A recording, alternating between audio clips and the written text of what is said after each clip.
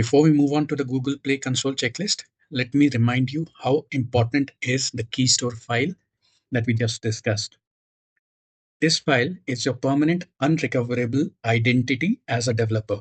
If you lose this file, you will permanently lose your ability to publish any update to your application. You would have to publish a completely new application under a different ID and ask all your users to migrate.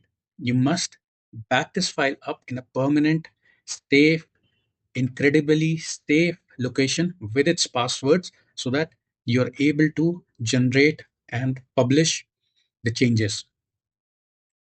There is no recovery process if you lose it. Treat this as important as the sale deed of your house.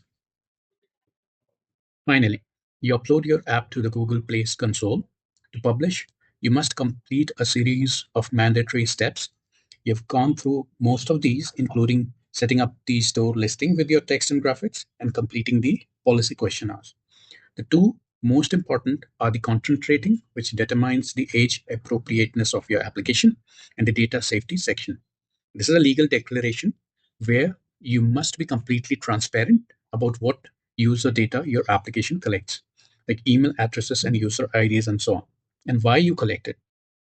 Honesty and accuracy here are very critical for your application getting approved. Then you submit the application for review.